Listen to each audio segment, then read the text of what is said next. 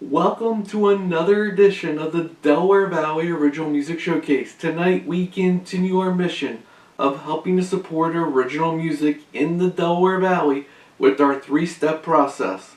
Listen, experience, and pass on original music in the Delaware Valley. But we need your help to get the word out. So let's get started.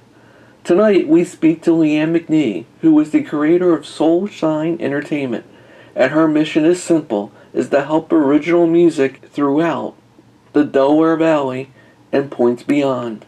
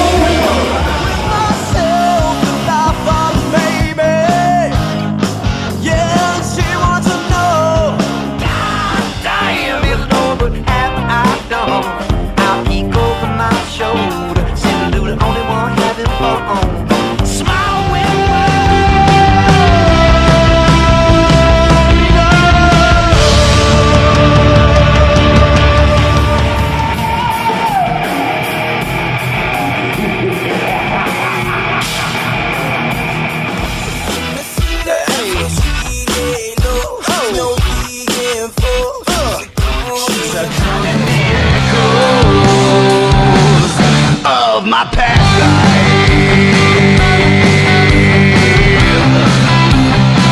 Yeah, I'm tempted.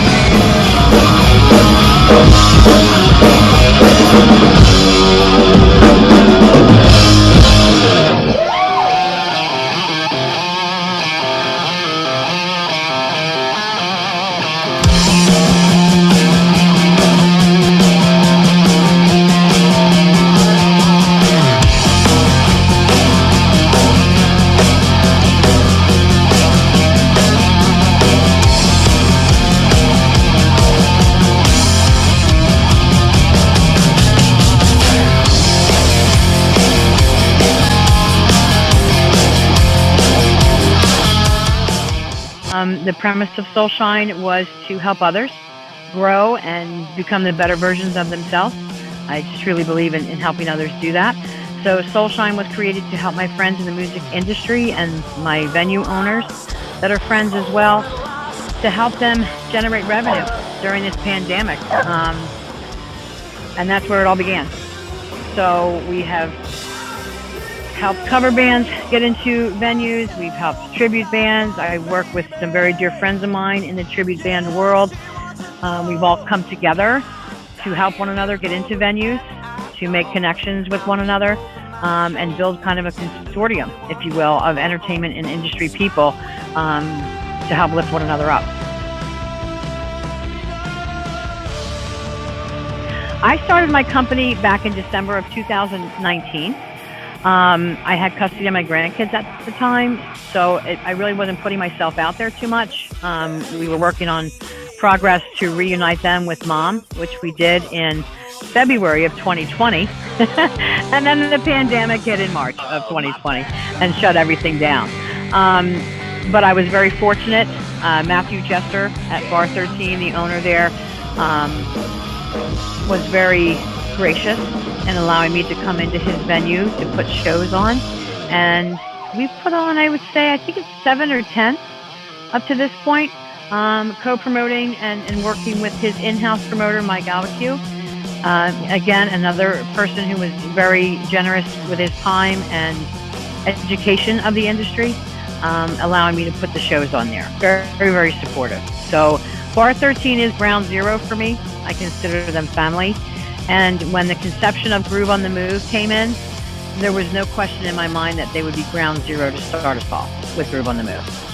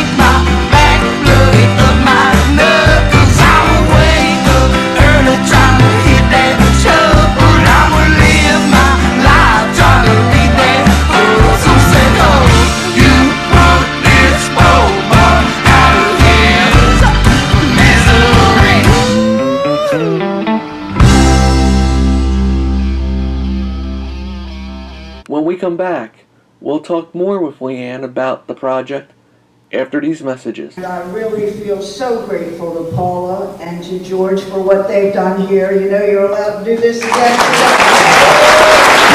Because I find somebody but Delaware on the map. We have got so many good musicians, and I am just so honored to be up here among the nominees with all the ones that are here. I mean, they're just so great. The Watson brothers, the Hurricanes, just everybody. I can't believe what a wonderful thing this is. Do you know an artist or a band that would like to be on the show? All they have to do is contact the Delaware Valley Original Music Showcase on Facebook or on Instagram. And remember to listen, experience, and pass on original music whenever you can. Groove on the Move is phenomenal. I'm so glad you asked. So, Groove on the Move was a concept of taking bands from different regions and transplanting them just for a moment into another region with a band that has a following to help those bands gain following. So, for instance, one of the venues that we have is the Havre de Grace Theater down in Havre de Grace, Maryland. He has a following and his own roster of original bands. We're taking one of those bands in Maryland from there and taking them up through Delaware, Pennsylvania, New Jersey, and then we'll do it again with another one of his bands. Same with Bulletproof Studios, Tonal Crush, another band on the tour. They have a great following in North Jersey. They're our staple for up there. The other bands that are coming in are going to gain new following from them. So it's kind of like gig swapping, or just gig swapping is what it is. We're moving bands from out of their region into a different region, but with a band that has a following there already to help them gain those followers and give them a more of an outreach into other areas that they've not been in before. So that's where we're going to assist them, the bands, to grow their following, to get a name for themselves in a different market, to gain some notoriety in a different market, and to help foster relationships with them with that other venue that they could play in there another time outside of Groove on the Move. It's just to help them grow that fan base and to help them grow their number of venues that they can play in. So they're making more money because they're playing more often.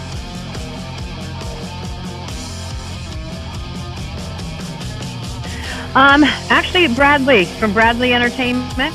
He is a promoter out of Baltimore. Tremendous young man. He's doing it with national acts. He's taking them up the North Quarter, the 95 Corridor. And I said, I want to do this on a local level because these bands are all striving to become national bands, right? But if we can do that and form a following for these local bands, that's what it's all about. I'm all about the original scene. I love my cover bands. I love my tribute bands. The originals have my heart because they're putting their heart on paper and putting it out there to fans. So I took it to a different level. I'm not trying to reinvent the wheel, just maybe a new spinner, a new hubcap, whatever you want to call it. Maybe it's a white wall instead of just a regular tire. But I would love to see it take off and grow. And it has actually already. So we have 5 venues on the first tour. Again, starting out at Bar 13 in Delaware. We'll then go to Milo Meeting House in Philadelphia, the Mount Airy section of Philadelphia. Then we go to Bulletproof Studios up in North Jersey. We come back down, Artie's Bar and Grill, Middle Jersey. And then we go to Havre de Grace Theater in Maryland. The next round, we have gained 2 other venues. I'm working on a 3rd and possibly a 4th. So we've gone from 5 venues. I'm hoping, we're at 7 now. I'm hoping to have 10 moving forward and just growing. So we have multiple places to go to. And they're venues. They're theaters. They're 300 plus seating. The ability to bring the crowd in to help support the venue monetarily and build their revenue is there, because without those venues, we really don't have a place to play, right? So we want to make sure that we're fostering both the musicians and the venues because they go hand in hand. And yeah, I mean, Brad had a great idea with his nationals, so I just took it down a notch to those local bands. And, you know, I work with him as well. We have a great relationship. he's my Baltimore connection, if you will. I adore him. He's a very nice gentleman. And we have Bulletproof Studios. We have John Albino with Mike Caluzzi. John Albino is an industry standard. Most people might know him, touring nationally as a guitarist, as he is a guitarist. So they're in the consortium. Artie's Bar and Grill. Joe Amabile. He is the front man for Sister Salvation, an original band, as well as Victims of Vengeance, who was a Judas Priest tribute. He's on board. We have Craig from Milo Meeting House. They're on board. We have Karen from The Fire. That's another venue we're adding. We have Theater N in Wilmington. We're looking at Halftime, as well as Steel Stacks up in Allentown. So there's a lot of venues that are taking notice and are gaining some interest in this Groove on the Move. First one kicks off June 18th at Bar 13. We'll go through August 14th, I believe, is the last date. And then we kick off the second one. The venues and the bands are already confirmed for in August, and that will end mid-October. We're going to take a little hiatus over the holidays and come back February, March-ish. I think with the holidays in the winter, it makes it more difficult for people to travel, and we want success, right? So we're going to take the point of let's enjoy our Thanksgiving with our families, let's enjoy Christmas, get through the winter months, and then resume and really kick this off in a big way, hopefully with more and more venues participating.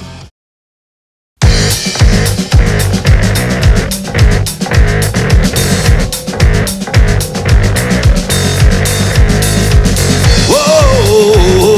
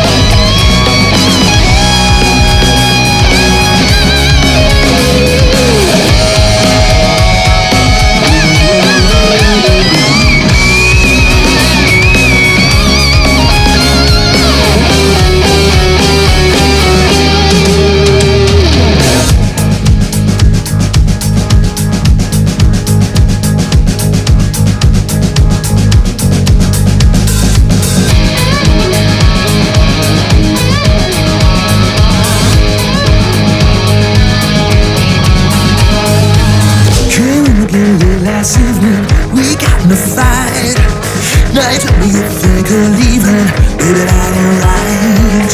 She was going for her whole suitcase, I was getting my gun. That's when it seems things got blurry. What have I done, child? What have I done? I got a real, real bad feeling. I got a real, real bad feeling. I got a bad feeling. I got a real, real bad feeling. I got a real, real bad feeling. What's in my hand here looks like a smoking gun.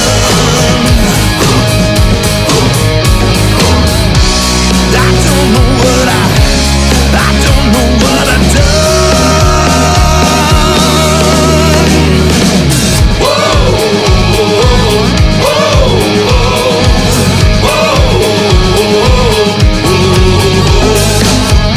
bad feeling, really bad feeling, bad feeling, feeling so bad.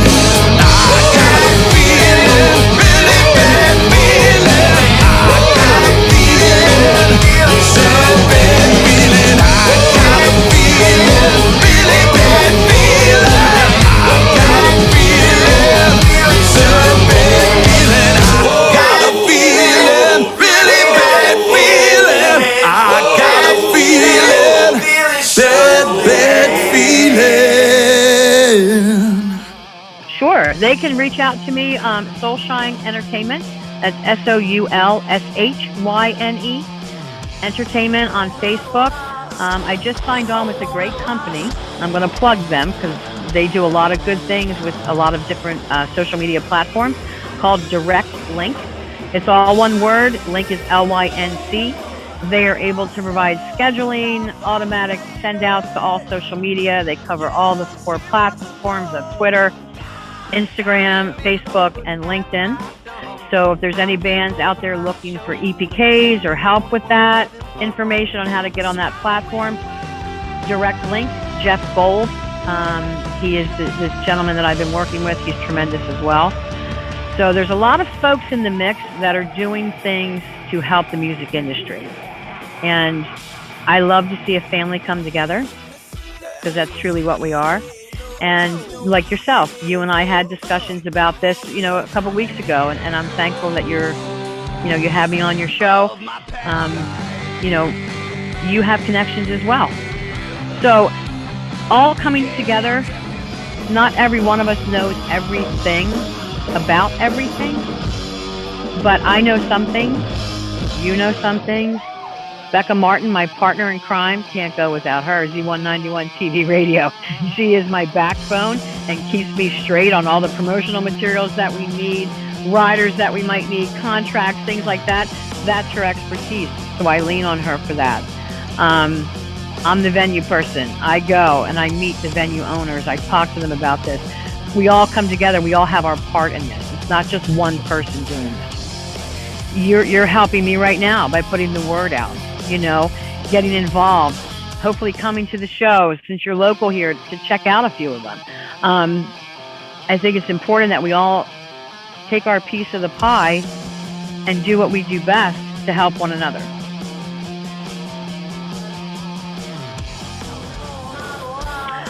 Is getting venues to buy into original music. So there are some venues that are original music houses, like Bar 13. Artie's Bar and Grill, Milo's Meeting House. These are all original venues. They do original music and they enjoy it. They, support it wholeheartedly. Getting into the venues that don't necessarily, especially now, with everything reopening, a lot of bars and a lot of venues are trying to recoup money lost due to COVID. And I get that, 100%. What I would hope that venue owners would learn to understand or open their eyes or be a little bit more open and willing is that some of these original bands have a much bigger following than some of these cover bands, that some of these even tribute bands. You may not know their music. It's giving them the chance to put the music out there. Because I'll tell you, 99% of the time, you're going to be surprised at what you hear, and you're going to fall in love with it. Because the covers and tributes are playing someone else's original. And we love that music. Why not open up a different avenue to see if you like something different? Right? Most humans are adverse to change. Would you not agree? Right. You know, oh, I don't know if I want to do that because that's something different than what I'm used to. But if you don't take that chance, how do you know you're not missing out on something really, really good? And that's what I want to try to show. I want other venue owners to see these venues doing well. Get excited about the original music scene. Give people a chance. Let them come in and play. And if you don't like it, it's not your cup of tea, then we keep it moving. If you do like it, then book them. But book them without having to play for a door. Book them without having to pay to play and sell tickets in order to get into your venue. Book them because they have the same caliber that a cover band or a tribute band musically would bring to your venue, and the fan base that they would bring to your venue, and treat them as equals. That's what I would like to see. But yeah, that's the biggest challenge, is getting into venues. I don't play the email game. I don't play phone tag. I drive.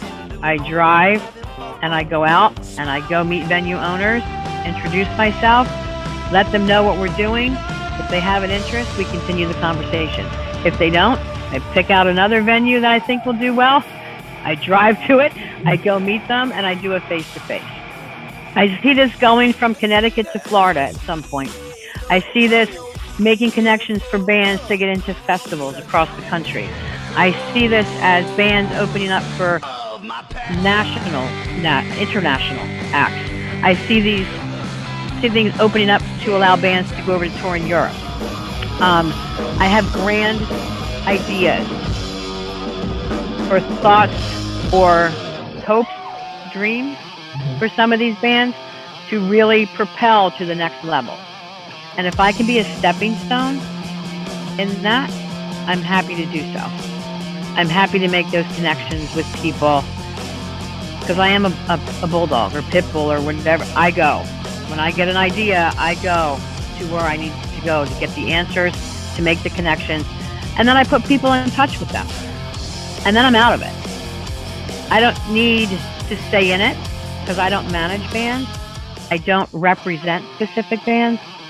I support all bands. And I want to help them. If I see a band doing something that I love, with the people that I know, I will connect them with them. If things work out between them, great. If they don't, we find something else for them to do. But it's making that connection. It's like a human connect system. And this industry is very incestual. I'm finding. It's like the 7th degree of Kevin Bacon. Like everybody knows somebody, the same person. Oh yeah, I know that person. Oh yeah, I do too. Well, how come you guys haven't talked before? Well, I don't know. I just didn't think they might be interested. So then I make the introduction and I talk them up. And it fosters a different relationship. Because I'm passionate about this.